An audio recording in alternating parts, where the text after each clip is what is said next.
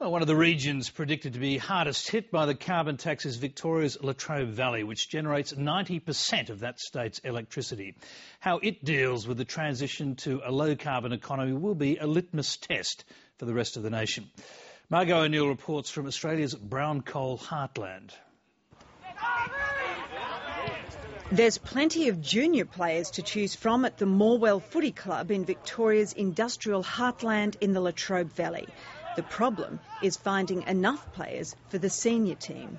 We're probably losing maybe half of the side that go out from the under-18s to step up into the senior football. Since the power industry was privatised in the 1990s, many more young people leave the valley for work. There are fears a carbon tax will mean even less jobs. Well, my two boys never got a chance of getting jobs in the power industry and never got a chance of getting apprenticeships in this particular area. The worst thing to come out of it would be if they started shutting down power stations one after the other just for the sake of shutting them down. The anxiety, the uncertainty, the cynicism is palpable here because this is a community just recovering from the brutal effects of privatisation of the power industry 15 years ago, when the workforce in the power industry was decimated and when government promises to soften the blow came to nothing. The only shops that were opening at that time were opportunity shops. People were queuing for material aid. The suicide rate around here, anecdotally, was very high and has been systematically hidden, but we think it was probably the highest in the state at that time. Workers here shudder at the thought of another economic upheaval. Latrobe Valley is ground zero if Australia is going to slash its carbon emissions. It's brown coal country, providing some of the cheapest electricity prices in the world, but also Australia's most carbon-intensive emissions, up to 30% more than black coal. The question is, what future is there for brown coal in a low-carbon world? And will governments help the Latrobe Valley find new opportunities? In terms of the state government, we've got a 30 million commitment from the state government to help us with the future transition that may be required or will be required. But in terms of the federal government, you know, the jury's still out, isn't it? And the truth of the matter is, until the issue of the carbon tax and that is sorted out, it means that investment in our area is not bankable. Our power industry is on its knees. It's on its last legs anyway. It's a very old industry. These power stations need to be replaced. Santa Claus, Tooth Fairy, Easter Bunny, clean coal. Latrobe Valley is a regular target of protesters who want to shut down the brown coal industry. Local candidate Cheryl Ragg was disendorsed by the Greens at the last state election after disagreeing that the most carbon-polluting power station at Hazelwood should be closed next year.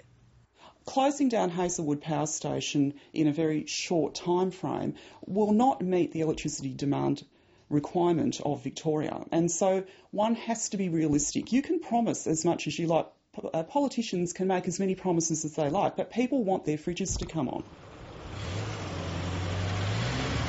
There's also widespread suspicion that hundreds of renewable energy jobs will never eventuate. The reality is that none of that is happening. And so all of this kind of heat and smoke and activity is going on in the minds of politicians, but on the ground, nothing is happening. And various schemes that have been put up that have been reputable, like there has been a project kicking around here for about 2 years to develop a solar hot water manufactory here in the Latrobe Valley, could not get Labor government support. Once a safe state Labor seat, the Valley is now firmly National Party, which wants to preserve brown coal jobs with the help of cleaner technologies.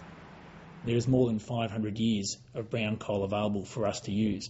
Now, I can't think of any nation in the world that would turn its back on such a valuable resource and not use it in the future. I think it's inevitable that we'll need to build more baseload power stations in the Latrobe Valley, and I believe that brown coal will be part of that solution in the future.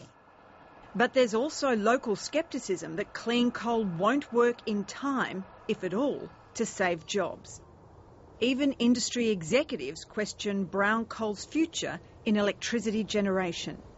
Look, at the moment to think there would be investment in a new brown coal power station, probably the answer is no. The uncertainty that's sitting there around carbon and various other issues would say that the investment of those dollars will go into other technologies. However, over the longer term, I do think that there will be opportunity, and it may come in the form of conversion of our coal to liquids, for example. Perhaps it's to fertilisers, perhaps it's gasification.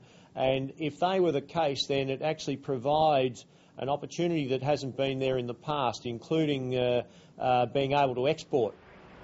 There's almost fatalistic acceptance that another transformation is upon them, that more jobs will probably be lost. But local groups are determined this time to win more government support.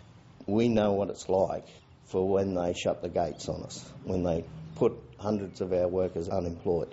We know that we've got to do this ourselves and make sure that we push and scratch and fight as hard as we can to make people listen to what we're doing. Margot O'Neill, Lateline.